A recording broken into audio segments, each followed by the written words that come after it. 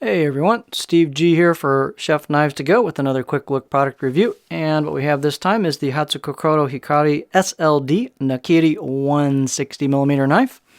As stated, this knife has a core steel of SLD semi-stainless steel. It's a high-speed tool steel. Makes great kitchen knife steel. Heat treat's about 62 Rockwell on that, so it's got some decent edge retention, and it's really pretty easy to sharpen in my experience. I've got a couple SLD knives.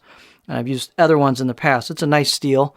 It's semi-stainless. It's on that edge of stainless in terms of how much chromium it has. So you do want to take a little extra care to it. They mentioned this in the product page, but don't leave it sit wet like you would a full stainless knife if you're prone to that. I always like to use, wash, dry, and then put away my knives. I don't leave them sit. My wife does occasionally. But anyway, so this wouldn't be a knife she would be wanting to use. But it's not like it's going to just rust looking at you, so just take normal care. It should be fine. In terms of weight and dimensions, it can vary a little bit from knife to knife, but this particular one is 158 grams or 5.6 ounces. Handle can either be rosewood or ebony octagonal. We'll get a little closer look on that depending on which batch they get. The edge length on this one, usable, is about 160 from the tip here to the back of the heel. And the corner of this tip it's got more of a corner than just a curve to it, so it gives you an advantage a little bit in a couple ways, like tip draws. And you can still rock nicely with it. The overall length's about 308 millimeters or 12.1 inches. And then the spine thickness, these are pretty thin blades overall. This does have a decent amount of stiffness to it, being taller. And so I got about 1.85 all the way down the entire length of the spine on this. And so it's pretty thin at the edge, so the performance on these should be really nice. Our camera to behave here. So nice and thin at the edge. Height, I got about 51.2 millimeters at the back, and then halfway down I got about 52.6, so it gains a little height towards the front. Let's do our beauty shot here. These are nicely made blades with very good fit and finish to them. You can see a fair amount of polish there. It's a little hard to get a good beauty shot here, but we'll try our best.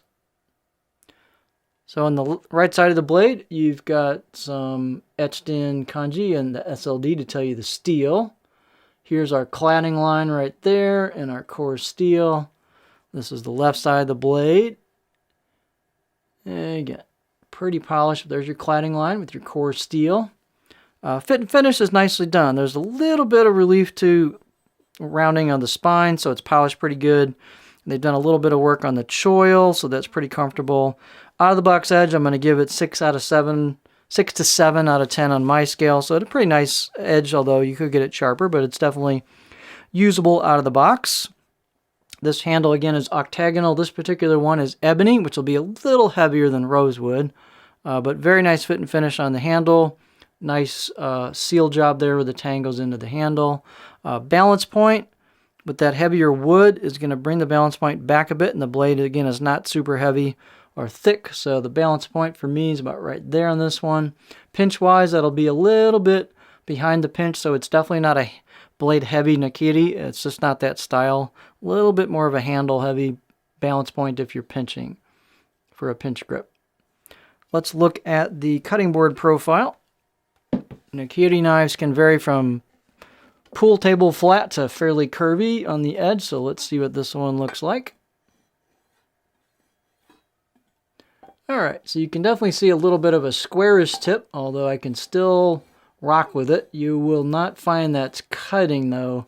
I'm kind of dragging a non-sharpened part doing that, but it will allow me to do that. You can see a little bit of curve towards the front, and then the back it kind of flows into a whole stop right there in the back half of the blade. It's pretty smooth, though. So it floats into a decent stop at the back. It's not like a jarring stop, but it floats into a nice stop. So you could chop pretty nicely with this, no problem. On the back half, you can do a little bit of rocking with it. You could do tip draws with it.